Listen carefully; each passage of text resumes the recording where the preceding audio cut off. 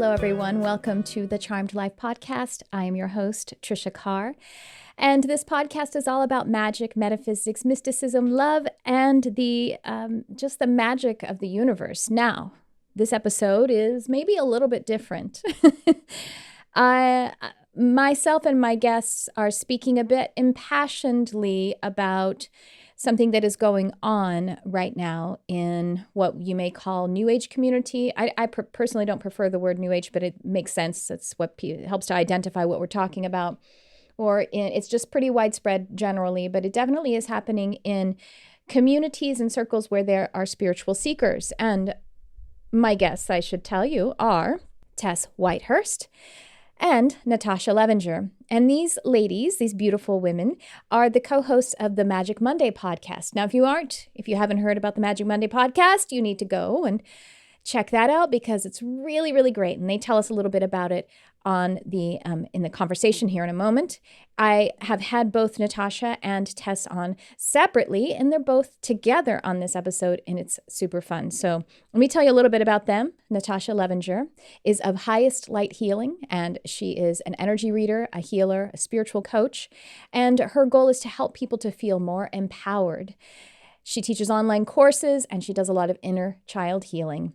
Tess Whitehurst, she is the founder and facilitator of the Good Vibe Tribe. It's an online school of magical arts, and she's also an award-winning author. She has many books coming up. She tells us a little bit about those books, and one that is forthcoming is called Self-Love Superpower. So, both really awesome teachers and, just workers in the realm of spirituality.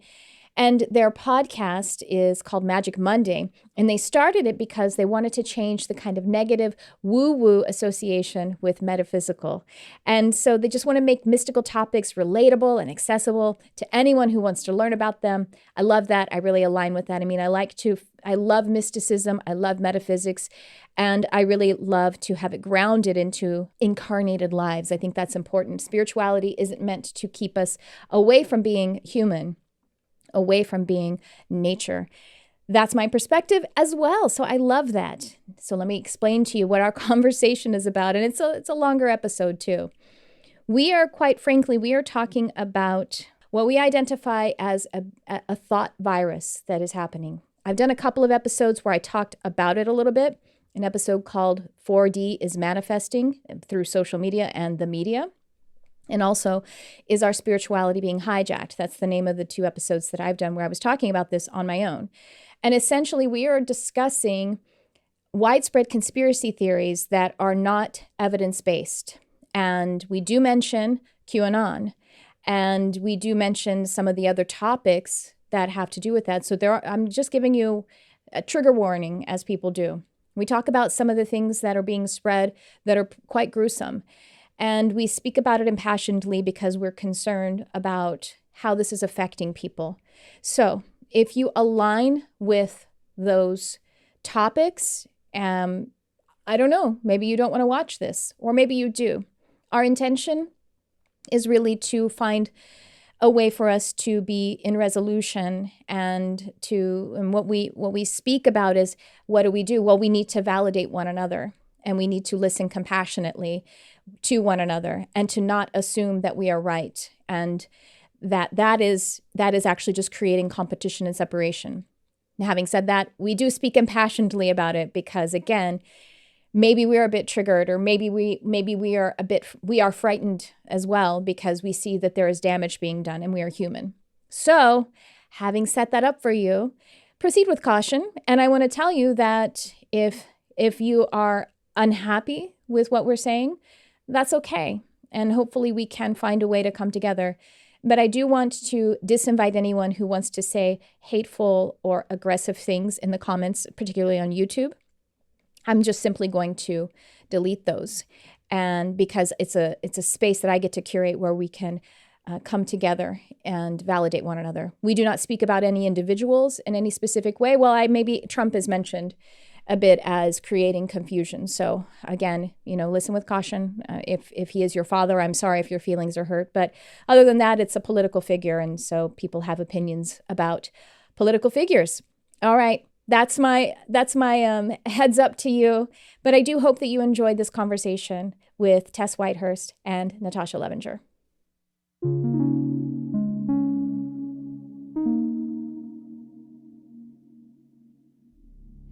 Welcome to the program, the two of you, Tess and Natasha.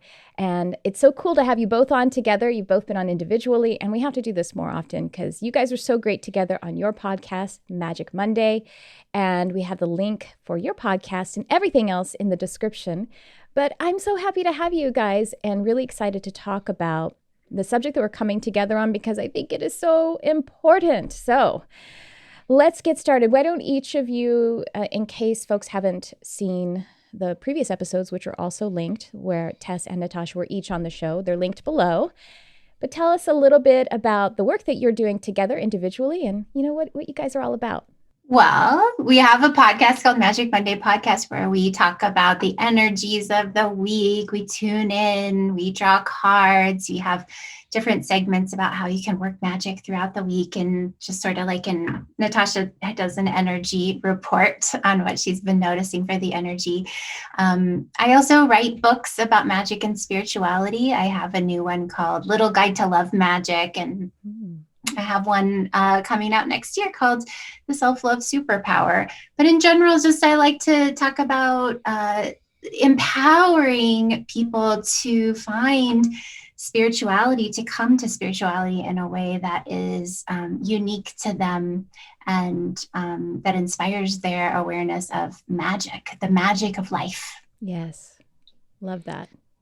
Yeah, and I'm Natasha. I'm an energy healer and reader. And let's see, what do? I see clients privately. I also have a lot of focus on inner child healing.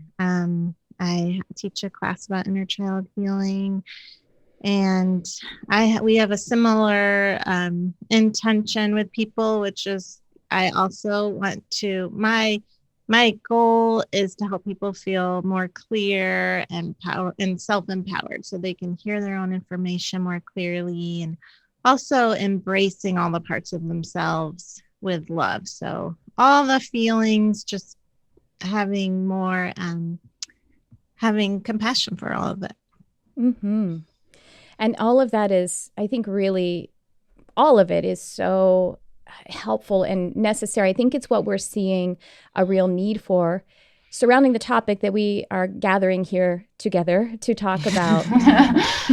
Because we three are all kind of yeah, no problem. We three are really kind of noticing, there's a lot of conspiratorial attitudes and fear-based information floating around. And I did an episode a couple months back where I really feel like, in a sense, it's hijacking our spirituality because it is provoking in us, not in us, but, in people.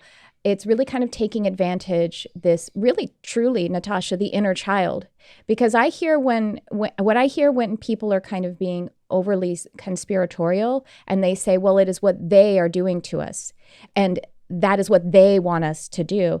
When I hear the frightened inner child saying, Mom and Dad are in charge and I'm disempowered. That's what I hear, because it's an undefined they, you know what I mean? Like, and if you asked someone who's the they, the best they can do is probably say the government, I think. And to me, that's what I hear a lot, is the wounded inner child. And then I hear a lot of disempowerment, and I hear a lot of just fear-based. And I think it's poisoning what would be it's kind of hijacking what would be otherwise well-meaning individuals wanting to help others or help themselves. That's, if I can set it up that way and then pitch it back to you guys and say, what do y'all think is going on? Yeah. Well, are we talking first? Let's first just be clear about what we're talking about. Are we talking about QAnon or masks? Anti-maskers, is it all of this stuff? I think so. I mean, I don't know, right? It's all kind of like bleeding one to the other. Yeah. Folks that are kind of doing the virus denial, I think that, I don't know whether they're being directly influenced by QAnon, which I feel is, I mean, there's no evidence to any of these theories that are conspiratorial and really creating a lot of separation. I think evidence is important. I think that when someone gets a little bit of spirituality or religion, sometimes it feels like, well, then we don't need any evidence. We don't need science. Right. We don't. But in fact, as spiritual practitioners, we work on evidence. You know what I mean? Like, we don't take what I'm saying to do for your health unless there is something that is aligning with it evidentially, meaning by your doctor or by what your body is telling you, for example, or what's going on in your life. I think QAnon is probably a big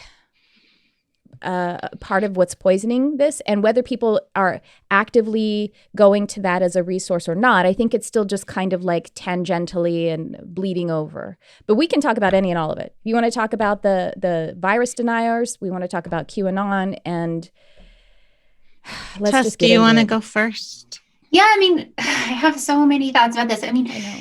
So with like specifically in the New Age community, I think what concerned me when I discovered how widespread the crossover is, which I didn't really realize until recently, how like I thought there were outliers. I knew about Christiane Northrup. I just wasn't aware of how widespread it was. But I became concerned for many reasons, of course, but like as far as the New Age community goes, it's like what I have taught for so long is spirituality that is like, trust yourself and follow your intuition and follow your guidance. And, if you interpret spirituality as being, you see the divine through the lens of angels or like a certain pantheon that is related to your ancestry, like, great, go with that. And maybe your aura, tapping into your aura color, and it like that to me spiritually resonates and makes sense. I think what I got concerned about was, have I been clear enough that this is not something that works for reality and science? Like, I just, someone saying this, that there's this conspiracy about Democrats, trafficking, sex trafficking or eating babies, like, and something about that. Maybe I kind of resonate with that because I don't trust, or Bill Gates having these nefarious purposes. Like, I think that's right. And then that's not, it doesn't carry over. Like, you can't just, and another thought is that is so, like you were saying, it's so fear-based. I mean, that's how cults work. Cults prey on fears. They install fears, and they are like, we're going to save you from these challenges. So, and I think a lot of spiritual people I definitely it really helped me to learn how to protect my energy, how to clear my energy, because I was raised with a lot of fear in religion and spirituality. So for people like me who came from a fear-based past in their spirituality, like that, those pathways are there. And you know what, I'm sorry, I don't mean to hijack myself, but all of those details, all that you're talking about, the problem, I think, is that, like you said, they say, I resonate with that. But see, just because you have a strong feeling doesn't mean it's right for you. That strong feeling can be fear. But that just because you feel it doesn't mean it is evidentially accurate, scientific, outpictured in the world. Just because you get an excited feeling, because excitement and excited energy can go through love lens or fear lens. So you get an excited energy when someone says Oprah eats babies, but there is no evidence to it. Then you gotta take it back and say, why did I feel an excited feel? And if some of you guys are saying, why did Tricia just say Oprah eats babies? This is literally a part. I'm glad you didn't hear that part of some of these conspiracy stories, but that's actually what is being propagated by some sources, and there is no evidence to it. And they say, well, she's secretly under house arrest. I'm like, secretly? What do you mean? Who's arrested her? The police? Then why are they keeping it secret? Do you understand that's not how systems work? And it's just double speaking, and there's no true outpicturing of evidence. Just because you feel it doesn't mean it's accurate. And it's like you're saying, Tess, I've been telling people to trust themselves, but we also need to be a part of society and the global community in a logical, critical thinking sense. Critical thinking doesn't negate our spirituality. Right. Okay, sorry, I had to. So the thing that's tricky about this is that those people, or at least let me just say, I unfortunately have a friend who is a QAnon person. And the thing is that's really tricky about it is they would say the same thing about us, right? So like they think we're like, when I was trying to talk to her about it reasonably and then realized there was no reason involved, she was saying, I can tell you're afraid. Like they think we are afraid, which we are afraid of. I mean, I'll speak for myself. I am afraid of an enormous amount of people believing truly not real things and then acting on it. Things, again, like you all are saying, have no scientific basis. But the real problem here is, and I mean, I do think this started with Trump making our democracy not eliminating our like trying to make our democracy not a real thing. Yeah. I'm not speaking eloquently, but because the thing is, he tried to make facts not facts, right? The whole government confusion. Like, what are facts? Well, you can't trust. So this is what she was saying to me, for instance, is she was saying, well, if that's what you believe, and I'm like, well, but this is in the doesn't work like that. It doesn't work. But they're saying, well, but they think the mainstream media are telling lies, and so therefore their truth is they would say they have evidence, but the problem is this evidence, where is it coming from? And they trust that more than real sources of news that have been vetted.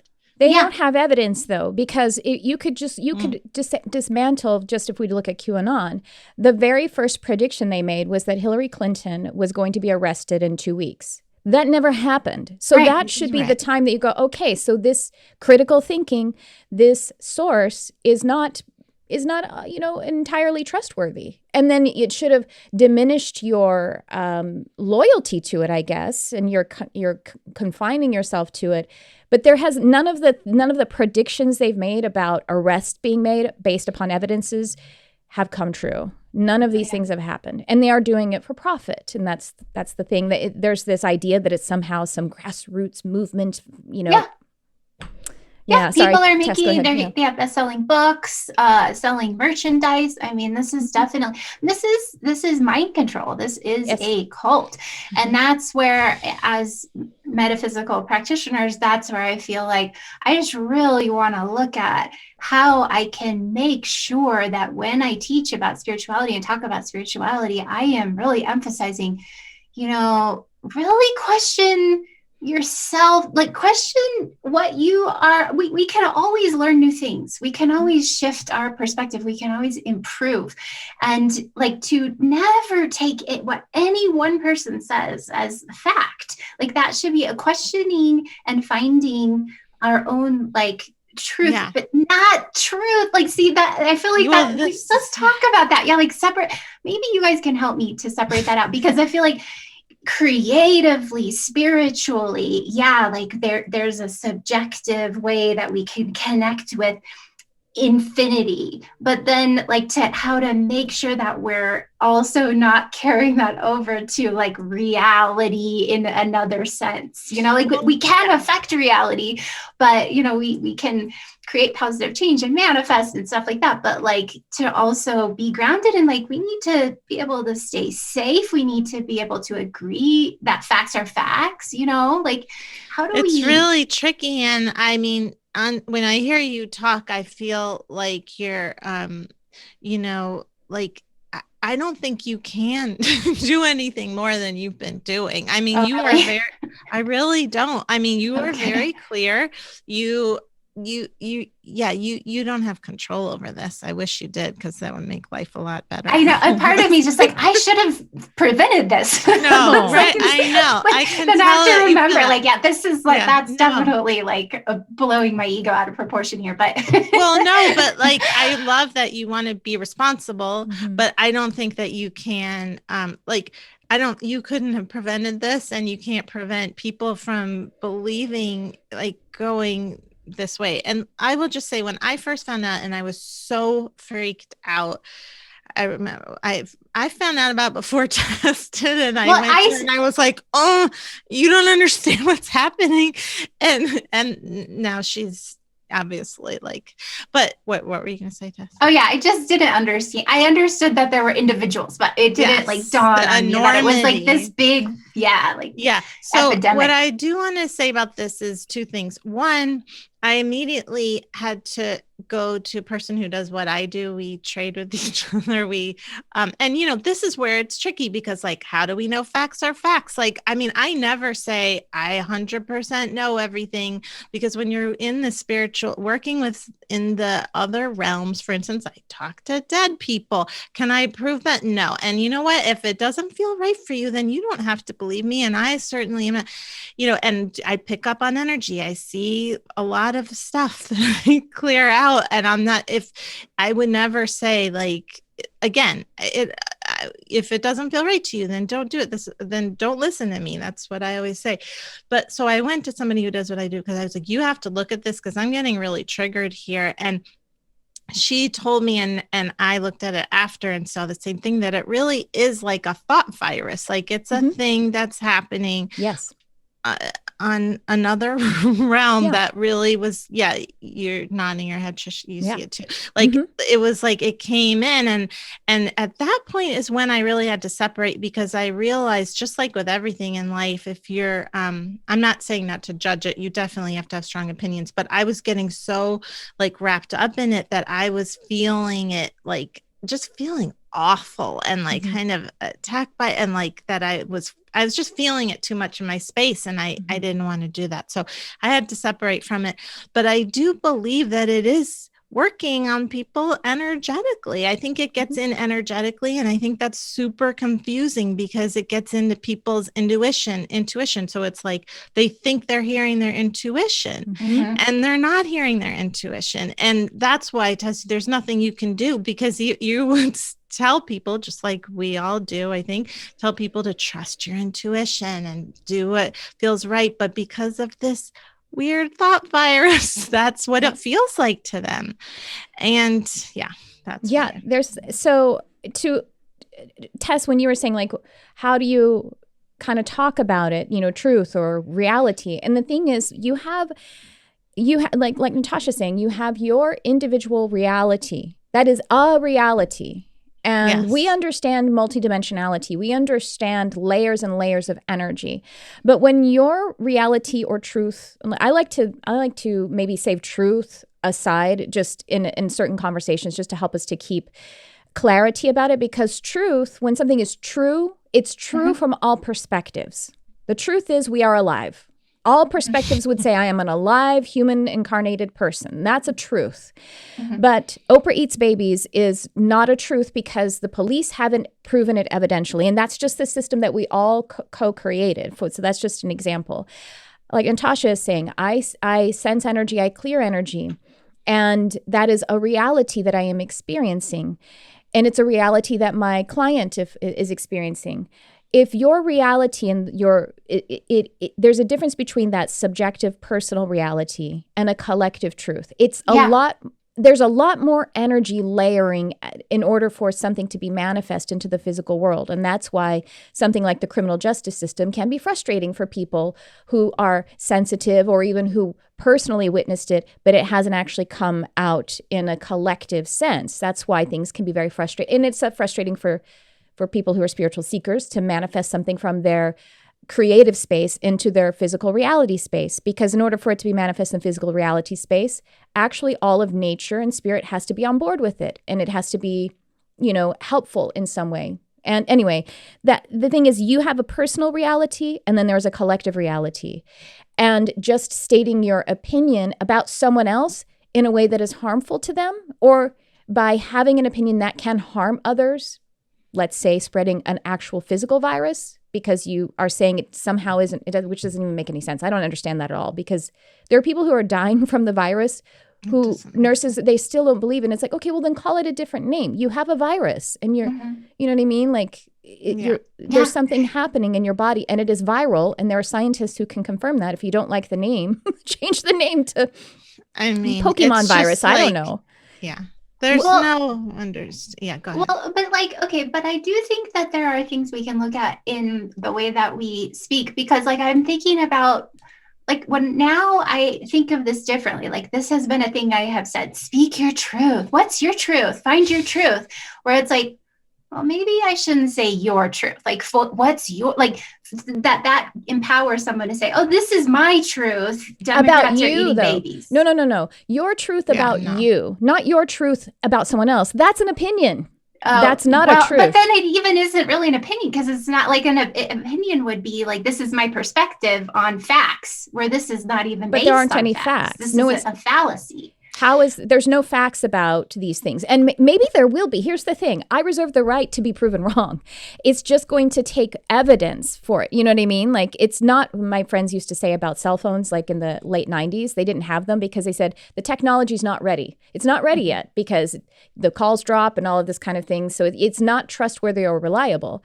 It's not ready. If it is something that is going to be evidential, it's not yet. And so we can't put people in jail. And we can't conduct our lives in a way that will harm others. I'm actually a little bit offended by how I don't think it's helpful to the individuals, and I certainly don't think it's helpful to the ones who are saying it, when a person is objectified just because they're in the media or they're famous or they're politicians who are famous, and they objectify them and demonize them. This is just old-fashioned superstition. We are regressing profoundly. We might as well be saying that the gods are against us when you get a stomach ache and I must have my mother sinned or I sinned. You know what I mean? Like, it's the same kind of immaturity of spirituality, of meaning mental and emotional energy. And I do think, to the point of it being a thought virus, so I made a podcast also a couple months ago that the fourth dimension is actually seemingly manifesting before us. And I think this has to do with the technology that we have. We see things in so the 4D, just for everyone, or just so we can understand, it's basically it's a portal dimension, it's a wild card dimension, it's all of thought and emotion, and it's existing in thought forms. And so these thought forms are now showing up in audio-visual display all the time, and they're engaging us. And did you guys watch The Social Dilemma? Yeah. And and they're just getting us to stay engaged no matter what, whatever it takes. And sometimes the best way to do that is by fear. And then this intuition thing, thinking that you're following your intuition because there's synchronicities. No, that's called algorithm. It's showing up on your Facebook or your Instagram because you went down a little bit of a rabbit hole, and then they're showing you something else that's along the same lines. And it's a very sophisticated system. And they've put it out for us. So the fourth dimension, where there is a thought virus, is now it's seemingly coming into the actual reality because it's showing up in audiovisual display. And it's a whole new layer of, and we aren't really able to, we're not seeing, like, we need to realize that's not real, but it's continually conditioning, mind control, like you say, but it's a conditioning. And people get triggered into a fight-flight response, which makes you highly suggestible. I'm a hypnotherapist. That makes you highly suggestible. Drop more of those suggestions down there, more of that disease showing up for me.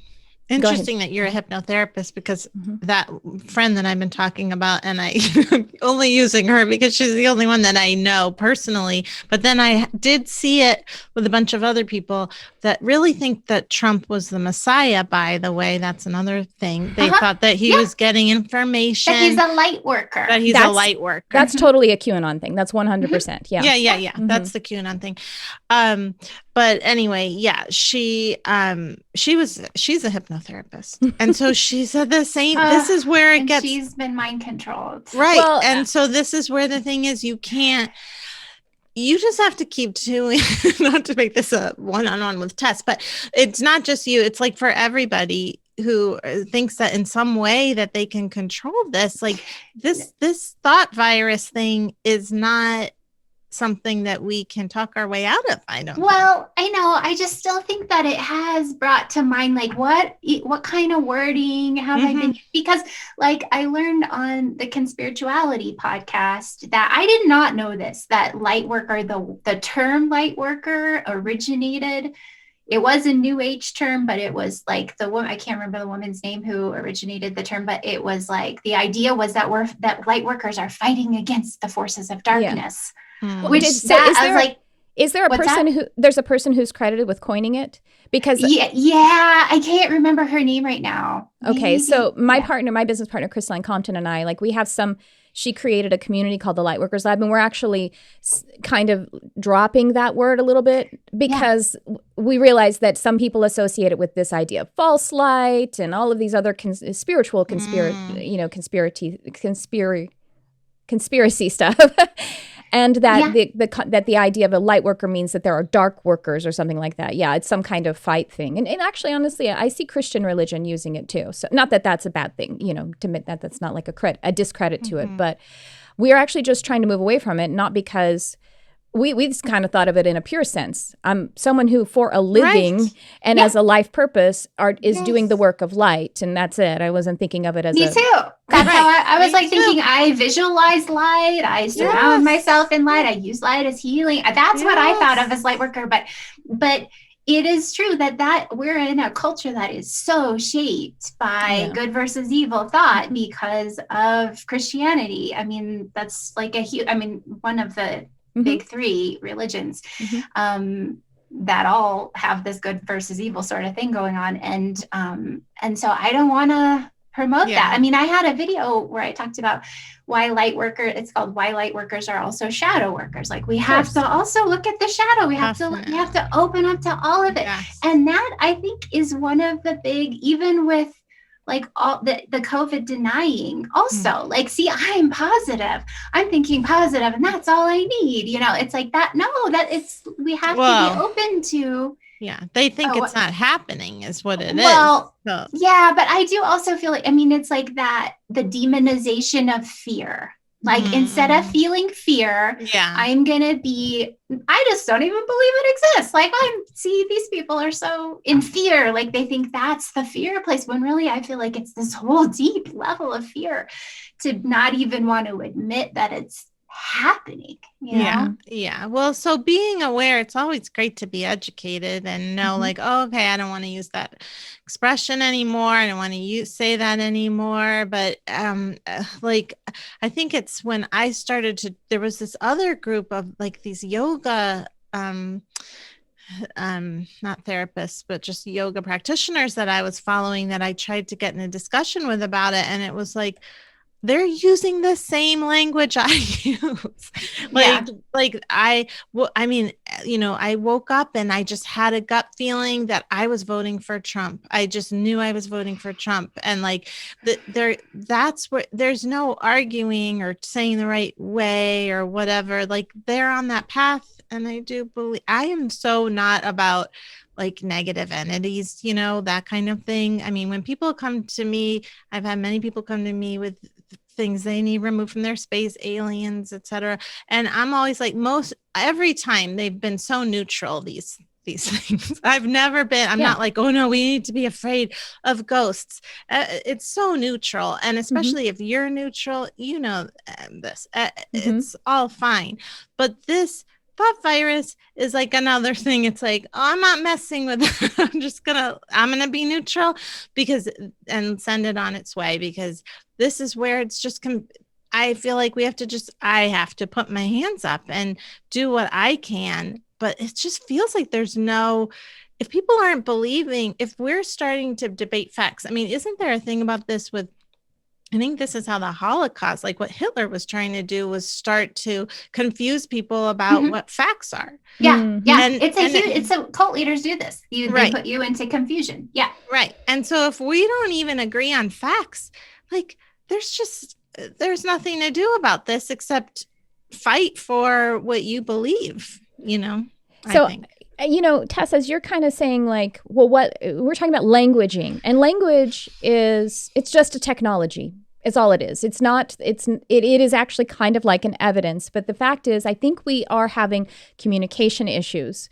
That's a big problem. And it is good, I think, to freshen up our language, whether we drop a word for a while, or we redeem a word from somewhere else. Like when I kind of opened up metaphysically, I decided to redeem the word God for me because I wanted it back. I wanted it as a personal experience. Whereas what the word used to belong to my Christian religion, and I had separated myself from that. But I wanted that word back. And so I cleaned it up for me. It's not. It wasn't all of the patriarchal and everything stuff that went with the Christian religion. A lot of words like that. I'll find I'm redeeming the word holy, whereas that can be like a righteousness thing with certain religions, but what it means is whole. It's just a derivation of being whole. Sacred. Yeah. Exactly. Love the word sacred. Exactly. So we need to be able to, honestly, a big problem with this confusion, this cult of confusion that is being sent into the thoughtscape and it's creating a viral effect. Something that I've been thinking about, actually was getting messages from Spirit, like in my own, do you know what logical fallacy is? And there are some people, some intellectual camps who are really working for logical fallacy, but that is, I'll explain it here, that is sorely missing in our media, in our news, and with our politicians, probably most predominantly Trump. It creates a lot of confusion. Logical fallacy is what, because I'll give you a couple of definitions. A formal fallacy is, it's a breakdown in how you say something. The ideas are somehow sequenced incorrectly. And so their form is wrong, and it renders an argument as noise and nonsense. So it's like kind of just, reorganizing some of the words and some of the sequence of things, and it creates confusion and then fear. And now, you know what I mean? But we're not staying. So then like gaslighting. Gaslighting is a logical fallacy. Exactly. Mm-hmm. Gaslighting, also like false premise, kind of like stating something, but you're basing it on a false premise. Uh-huh. Which is a lot of what's going on with some of these. And then informal fallacy it denotes an error in what you're saying. That is, the content of your argument is actually erroneous. And the ideas may be arranged correctly, but something you said isn't quite right. And so the content is wrong and it's off kilter altogether. So in actual writing, like academic writing, all of your writing has to meet up to logical fallacies. So you can't just kind of be persuasive and just say something and gloss over it. Yeah. That has been missing in our political discussion, and it's missing in our news coverage. Oh, I'll give you an example. This isn't even that big of a deal, but there was a news story about this woman who lost her restaurant. I don't remember where she was located, but she lost her restaurant because she wasn't following COVID safety regulations, and she couldn't also do outside seating. And so basically she lost her restaurant, and right next door was a production for a TV or something like that. And they were in operation. And so the big news story was how sad this citizen, she lost her restaurant, but then they're just having a gathering and doing, you know what I mean? The problem there is a false premise here just to present this. Look how sad it is. She lost her restaurant and these people get to do their thing. With production, they make people quarantine for 5 days. They have SAG police on set who are actually taking temperatures, making sure you're social distancing. They test at least 3 times per week. Some productions test every single day. Radically different context than a restaurant where people have to take off their masks to eat. Restaurants feel like they're being picked on, but you have to take off your mask to eat and people have to be close to one another. It's not the same situation. So presenting it as equitable when it's inequitable and then just getting people angry about it, saying, see, it's the Hollywood elite. Right. And that's where we wind up now. Well, I mean, this is just like basic. You have to... Critical thinking. Yeah, exactly. Critical. That's what I teach my kids. Like it's exactly what I teach them. If they, like my son told me about this thing that he read about organic food not being that much better than non-organic. And I was like, well, I just helped him to like, did you read any other sources? Like, where is this coming from? And maybe it's true, but let's look into it. I mean, this is what we have to do.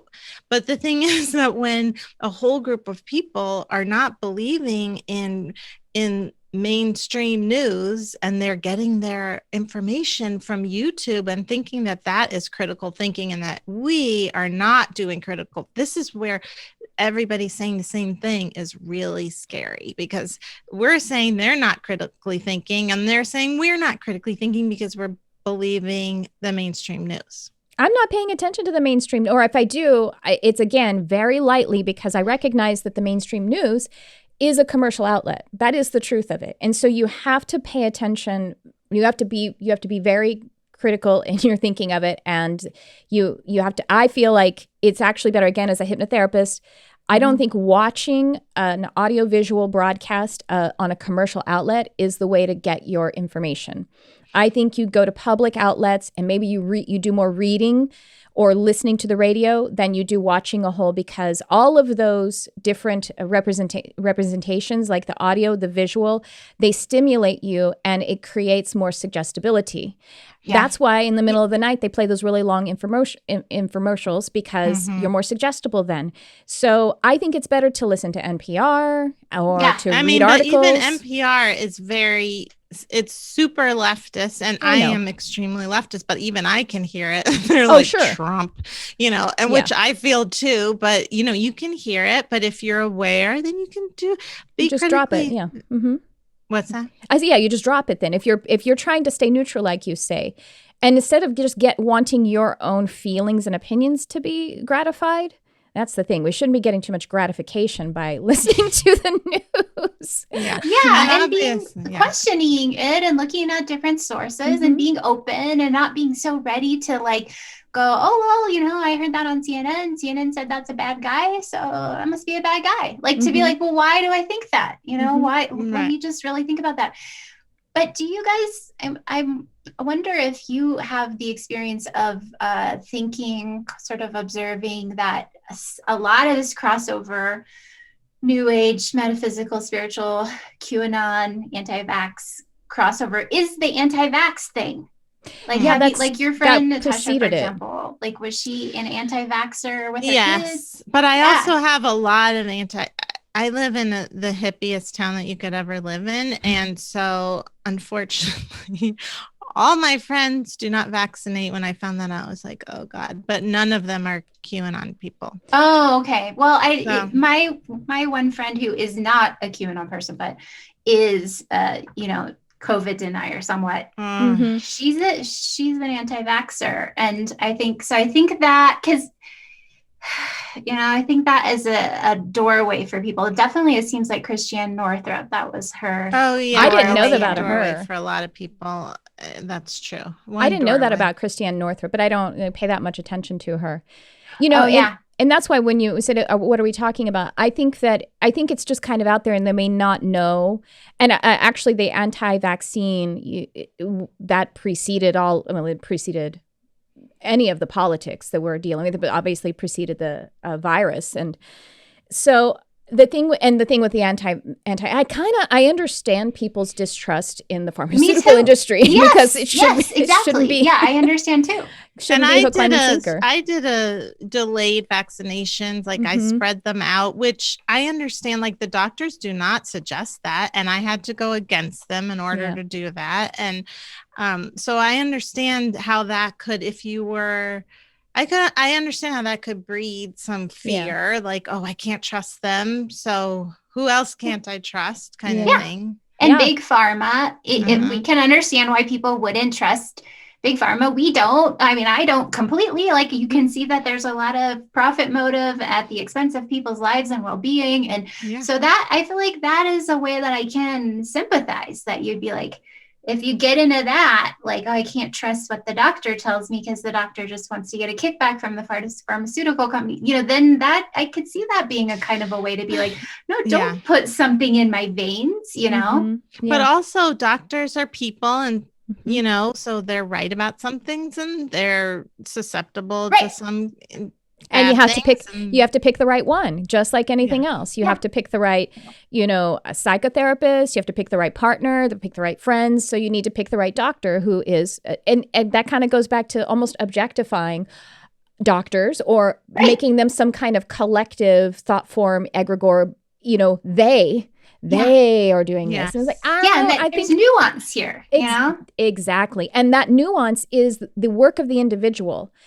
To just write anything off one way or another is bypassing quite frankly, and not wanting to do the work. And it's not ready yet. The decision about that isn't ready yet if you haven't really researched all of it. And it's a pain in the ass, like Natasha having to do the, figure out who can support me on this. I'm not a doctor. I don't know how to do this, but I can see other, the way that this is being put forward. Yeah. You know what I mean? Exactly. I did my work. research. I figured out like what I thought was a good schedule. I mean, I still vaccinated them because I believe in vaccinations. Well, I mean, you can look again at the evidence of it. Our lifespans increased about 40% on a certain timeline, and that aligned with vaccine therapy. I mean, it just did, 100 years ago, the life expectancy was like 58, 60 years old. Yeah. But then you also say, like, I actually have a good friend who was pro-vaccination, and her friend's son wasn't the same after a certain vaccine. So then It's like, I know. And that's scary. It's all true, though. That's not perfect. It's not perfect. Yeah. It's nuanced, like Tess said. And we have to do our work. And I have a friend who has her older child has epilepsy, has an epileptic condition. And so when she had a second child, she was like, she didn't want a vaccine because it is directly related to provoking epileptic seizure. And especially if it's too many at a time. But she's not holistically anti-vaccine. It's just, it wasn't right maybe for her family because of having the history. So anyway, again, it's nuanced, and we all have to be doing our work. We have to be doing our research. We have to be taking responsibility, and we have to see what it is that we're doing and believing, whether it is affecting others. That's where, again, we have the subjectivity and the objectivity. Objectivity means it includes everyone, and I have to be able to not harm someone else with my beliefs and actions, particularly my actions, but speaking is an action, so. Right. And again, I feel like I don't believe in any of this, but I'm bringing up the point because it's scary to me, is that those people would say the same things. Oh, Hillary Clinton the whole Democratic Party is running a sex trade. But that hasn't been proven. And I'm not saying they definitely aren't. I'm just definitely not saying they definitely are, because it hasn't been proven. I'm saying they aren't. I'll say it. They're not. Okay? They're not. And the thing is, but they would say we're doing it for the good. That's where we're doing it for the good of people. We don't want children to be traded sexually. And it's like, okay. I'm reading this really excellent book right now by Stephen Hassan, who's a cult expert, and it's called The Cult of Trump. And he talks about that if you have a friend who's in QAnon or another, sort of mind control cult, all cults are mind control cults, that to say like, hey, okay, convince me of this. So tell me, like, where did you get this information? And to like really listen and then be like, okay, now I'll tell you, what I think. And like to really kind of open it up, like with love and with I tried that, Tess. You don't. Well, but no, you're Did you leave long spaces? He talks about asking questions and then leaving long spaces for them to think. It is actually, he says it takes a pretty long time, but to deprogram someone, like days, at least days. It's not one conversation, but there's a lot of listening that goes on, and that because he was in the Moonies, he was a Moonie in the 60s, so he has a lot of compassion for people who are in cults because people took the time to help deprogram him. Well, basically what whether he knows it or not, or it's NLP. Those are he talks about that in the book. Okay, yeah. Neurolinguistic programming helps to point out. I'm certified in NLP. It helps to point out how you are, your generalizations, your distortions, and so it's by you. Yeah, it isn't about going in with the anger. And before we started this, I was like, I don't want to go in with anger because all that does is create more competition, more of the separation energy. But the reason we're angry, I'm not angry at individuals. I'm angry at the thought virus that is hurting the people, like I say, who would otherwise be well-meaning people. Yeah, and I feel like they're dying. Like that's why we're angry. Yeah, it's terrible. It's really terrible. Yeah, I mean, this was over text, so it wasn't probably. And exactly, you can't really have a real engage. There's no tone. It does take a lot of space, and actually, it's about energy. Energy is very literal. So holding the frequency of when you say, convince me, you're not being sarcastic or condescending. You really mean like maybe there's something here. Even believing a little bit for a second. I'm going to believe in their intelligence right now. And so I'm gonna ask their intelligence. This woman, because I was like, she was a friend. She's smart. She's a hypnotherapist. I was like, tell me what am I missing here? Yeah, smart people can get in cults. And well, not only it's that, like that. This is how our minds, as you know, Tricia, as a hypnotherapist and an NLP practitioner, like this is how our brains are wired. Yeah. And now with social media and technology, like there's just so much opportunity for our minds to be controlled. We have to be careful. Hypnotherapists and spiritual practitioners and everything, just like psychotherapists, they're probably the best clients too. Like the reason a person is interested in becoming a psychotherapist is probably because they got a bunch of crap to heal. And likewise, a hypnotherapist, someone who's interested in hypnotherapy is probably attracted to it because they're naturally somnambulistic, which is the meaning highly suggestible. So we are the ones who need our medicine most. Right. So it doesn't mean that we are impervious to it. You know? Yeah. Well, what do we do? How do we solve this? So we're definitely solving it today, right? We're fixing it finally. Yeah, it's really hard. I mean, I do feel like this is why I eventually did throw my hands up, because I do feel like in the beginning when I was talking to these people, I was like, well, wait a minute. You just said Trump is the Messiah. Like, will help you. What do you mean? How is that possible? And of course, there were angry people. That's part of the problem, is they're angry too. I would say, to be honest, if we're going to label people one side or the other, I feel like we may be more fear-based and they're more angry.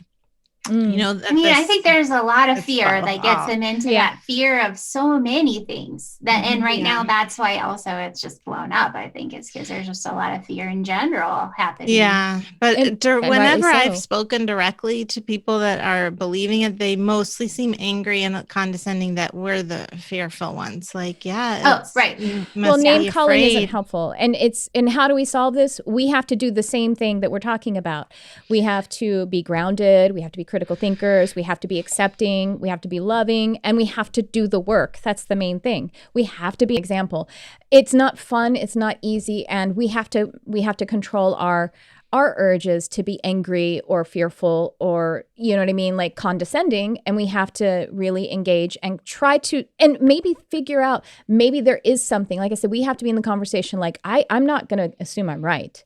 Because if I assume I'm right, I'm activating that frequency in our conversation, which means this other person is going to assume they're right. So let's come together and communicate. I think we have a communication problem. And we need to communicate. We need to communicate with logic as well as compassion. And that's the problem, I think, with when we're in spirituality or religion. We think, I no longer need logic because it's all about how, my conviction or what resonates for me, whichever lens you're putting it through. No. The reason that we are spiritual is to be human. And the human part of us is also critical thinking, logical, analytical, evidence-based, manifestation-based. It's all of it. It's not just because I feel it.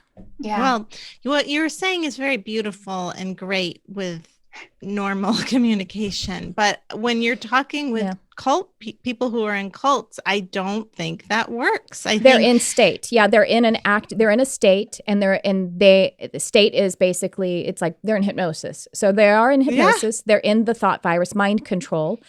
And so if they're in that state and you can't see a way to break the state, then it's not going to be a helpful conversation at that time. Right. And so you just separate yourself, because you also don't want to reinforce it by fighting it, which is, that's what would happen.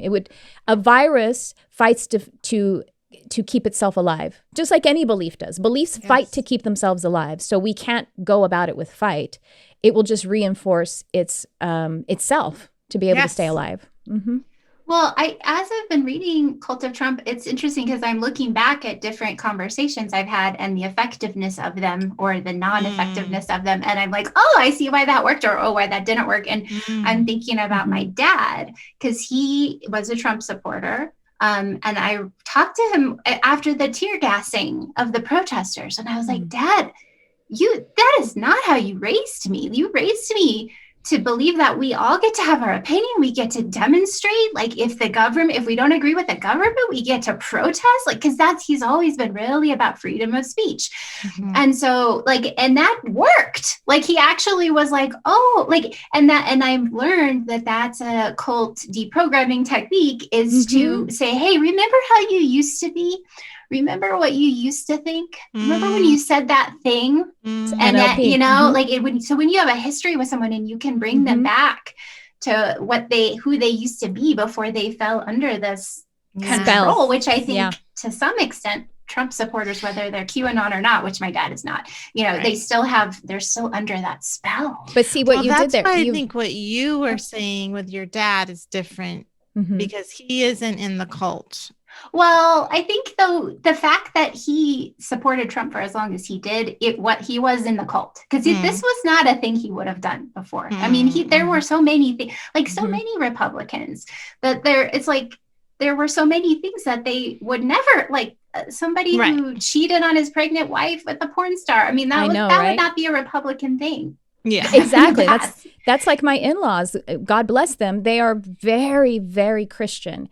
Like my father-in-law has never had a drink in his life. Like, you know what I mean? Like, and he was a commercial pilot, and he was also a Vietnam War pilot, and the terrible things had to happen there. But he wouldn't hang out with pilots because they cursed and they cheated on their wives. Like he's his tender heart, and it wasn't even a judgmental thing. He was just like, oh my gosh, now they're supporting a person who says grab women by the pussy. Like, you know what I mean? Like, that's shocking. That was I'm like, I can't believe like that.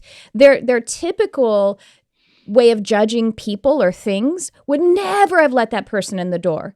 And they somehow got like convinced to be like, well, when you're a successful and dynamic individual, things happen. And it's like, are you kidding me? You know what I mean? Like they got hypnotized. They got hypnotized into it. So what you did there, Tess, with your dad, that was an actual kind of NLP thing too, but you validated something in him. That's what I'm saying. Like we have to be in a way to validate what is helpful between us.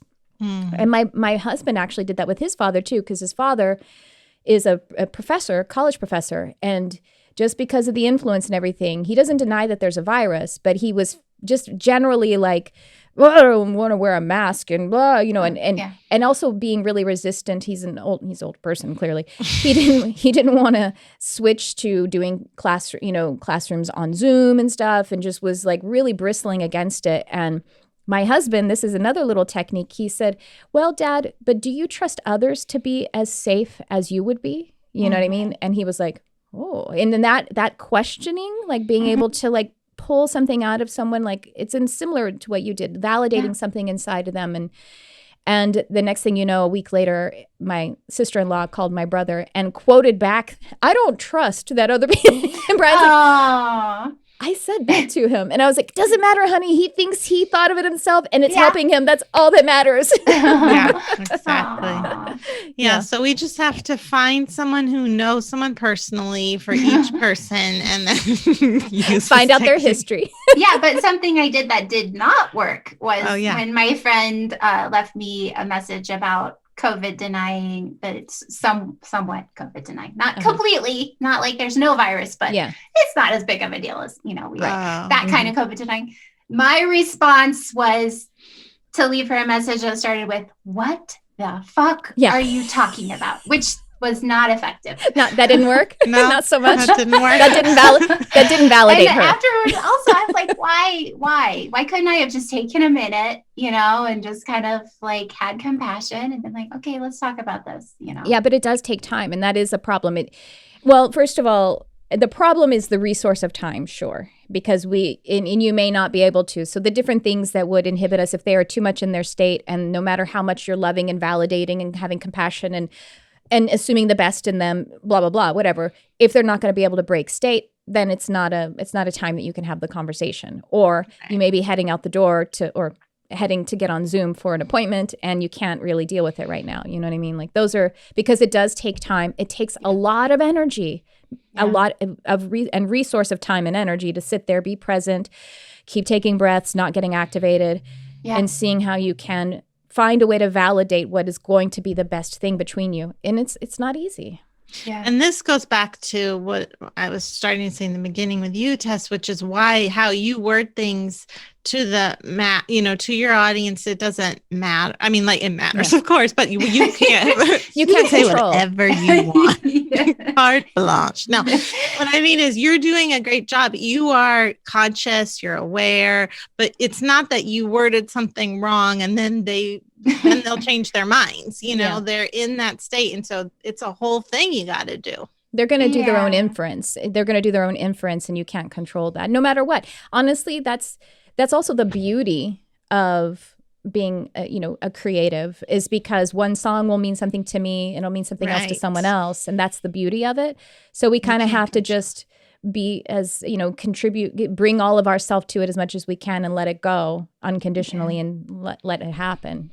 So we can't control how people hear the message. That doesn't mean, of course, you need to be responsible. And it's really great to rethink, like you said, the Lightworkers. I didn't know about that. It's great to be educated, but to think that like, oh, we can say the right thing at the right time or the wrong thing, and then they're going to go off. That we can't control. We can't, and it is good to take time to review things, update things, whether it's your language or your message, and to make amends if you feel like, oh, well, in my ignorance or whatever it was, I made mistakes. And so I'm going to update this, make amends and atone and all of that kind of stuff. All of that is still a part of it when we're being creative and intuitive content creators or practitioners or whatever it is. Things are always changing. It's a co-creation. So truly we can't control it. And I was the same way, honestly. Like, so when I first heard about QAnon ages, probably in 2017, I think, and I was like, what is this deal? Oh, and I was listening and I was like, that's interesting. And what's going on here? It was before I had made Trump the Messiah. Or maybe it was 2016 even. And so then at some point I read something and I was like, oh, I think this is trash. So I'm going to forget about it. And it was before eating babies. It was before adrenochrome and all of that kind of stuff. It really started to, I was like, I don't think this is useful. So I put it aside. Then I really wasn't paying attention. And then someone was on my show and I didn't know that this person was spewing that rhetoric. I didn't realize it because I hadn't been tapped into it at all. And so I was listening and I was like, oh, okay. I know I don't really know. People are talking about 5G towers. I don't know what that's about. Like, why are people concerned about that? And by the way, you know what that is? That's just a languaging thing. There is a 5G radio signal that is damaging, but the one they're using is 100% not. It's just a similar name. It's ridiculous. And then they kind of lumped onto it that it's somehow sterilizing us. And I don't know, it has something to do with the vaccines that are going to activate a chip. Do you guys know the depths of that? Yeah.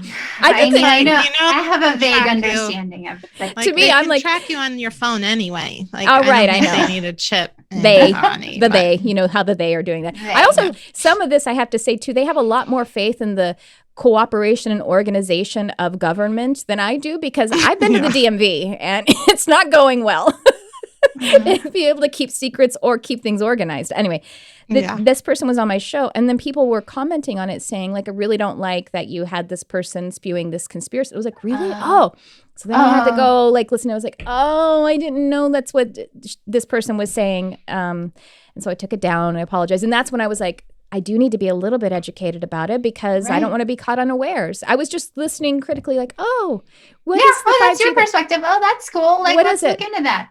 And but it did start. This person said, like, well, I'm going to talk about and I did research on this person. I didn't see any of it in the messaging, but she was like, okay, I went ahead and divulged that it was a she. She was like, well, I'm going to talk about this, but I don't want this content to be censored. So there are certain, let's say, injections and certain, let's say, towers that are being put up, and the certain individuals who are creating the things that they're creating. And so she was being so cryptic, it's like she thought I knew what she was talking about. And I was like, I don't know what you're talking about. And I'm like, I don't trust Big Pharma either.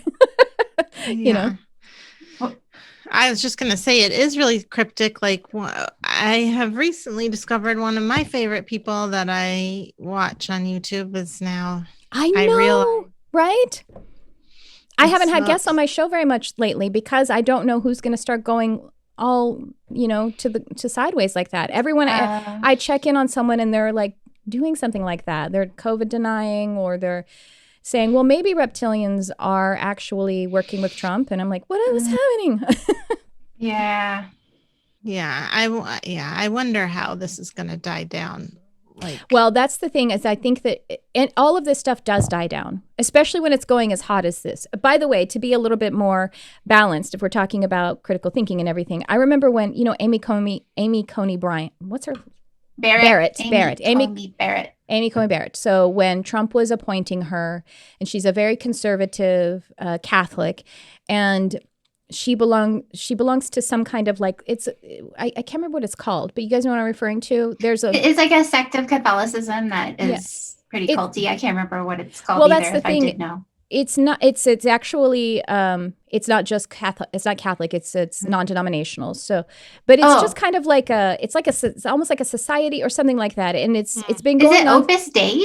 No. Oh, no. Okay. The name of it is something, not as cryptic as that. Oh, okay. But because they use some languaging that's similar to that in The Handmaid's Tale, because they talk about they say handmaid, I think, and they also say whatever the head. Anyway, basically, so people were instantly saying she belongs to a cult that is exactly what The Handmaid's Tale was written was based upon. It took me 2 moments of Googling to read that the cult, or not the cult, but the little society that she belongs to existed before The Handmaid's Tale, and therefore has been in existence that long. So usually cults can't last 30 years because they burn out. That's number one. So that was the first thing. I was like, wow, this has been in operation for that long. Number 2, I found an article of the author of The Handmaid's Tale saying what she based it on. Mm-hmm. And it was 100% not that. It had nothing to do with that. And actually that little organization was very small, so she wouldn't have known much about it. All that's happening there is there's a similarity in languaging because it's based on Bible concepts. Mm-hmm. You know what I mean? Like if you know the Bible, you're like, yeah, Rachel and Leah and the handmaid and everything. You know what I mean? So they were just kind of like basing it on some of that old, but they created this big flashy meme saying she's a cultist and she wants to turn us into The Handmaid's Tale. And I was like, oh, see, got to be fair. You got to do your research before you just demonize Amy Coney Barrett. Also, I don't see that is the case. At least that's where I am right now.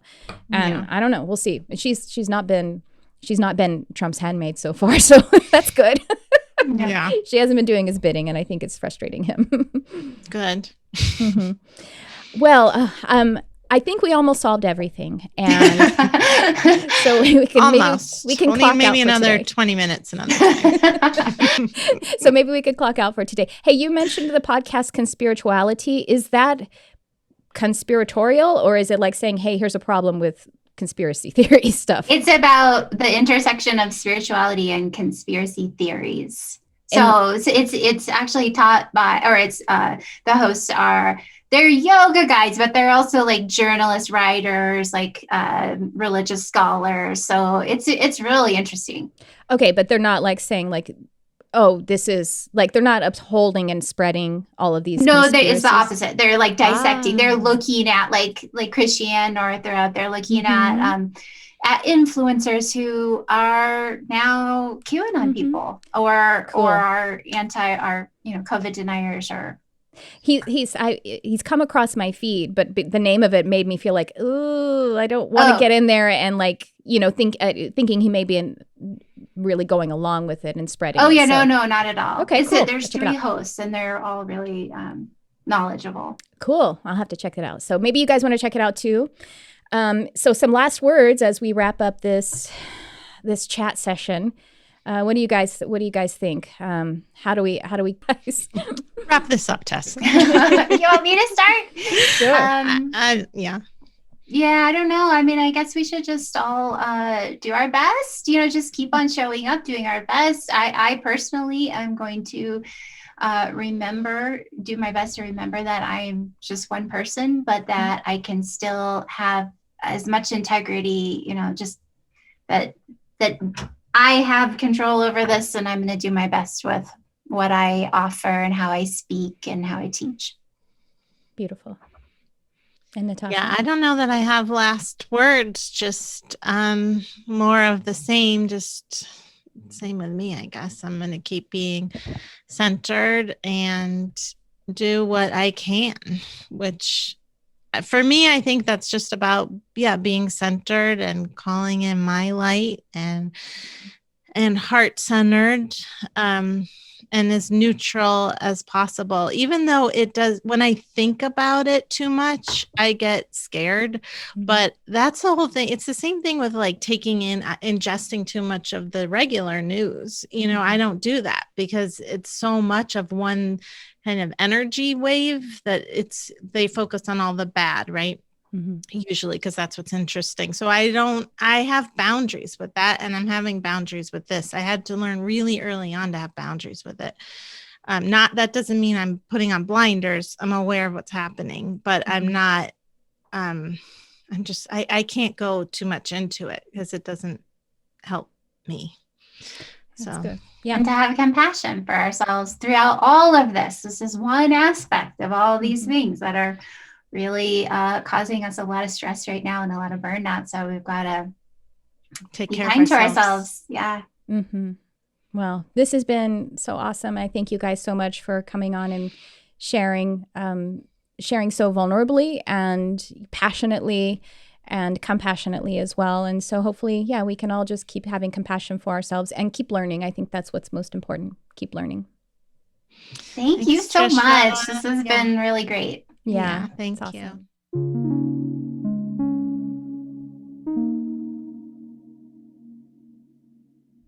Well, did you make it? Once again, we truly mean no offense to anyone. I know that we really want to come together, and maybe there was some venting happening there. And I hope this can be an invitation for all of us to, in a sense, I want to say sober up and come together. There is fear everywhere. I don't think that it's helpful for anyone to say, you're fear-based, and I'm not fear-based. We're human, so we have fears. So let's try to come together and accept and love one another. But let's use our critical thinking. Let's allow something to become evidential before we allow it to convict anyone of something. I think that's really important. There's a reason why we have certain systems in place that allow us to do the full work, the nuanced work that we spoke about before we start infringing upon other people's rights or even reputation, in my opinion. So I wanted to share with you something that we forgot to leave room for in the actual episode, and it is this manifestation program, this course that Tess and Natasha have coming up in January. It's a 4-week manifestation course with Tess and Natasha of Magic Monday podcast. And what you can expect is to feel more deeply worthy so that you can have what you want, to connect with self-compassion so that you can ride through the energy as you expand, and to get clear on knowing what it is that you want on a deep level. So there's a lot that they're offering here in this course. You can find out more about it at magicmondaypodcast.com. So go check that out. And then, of course, I have to mention that Crystal Ann Compton, my best friend and business partner, have the Intuitive Intensive coming up. It also starts in January 18th. Can you do both? Oh, I think you can. I think you can. And I think you deserve it. I think that we would all benefit by you doing some of this beautiful work. Crystal Ann Compton and I are teaching this program. It is, I think, the 4th annual offering of it, 12-week immersive education and coaching program. You know what? I'm going to play you some testimonials about the program at the end of the episode here. So I will let you listen to that. And with that, I have more episodes coming up. I also want to give a nod that I have a brand new podcast with Crystal coming up called the Light Shine Podcast. Stay tuned. And thanks for tuning in. I love you, whoever you are.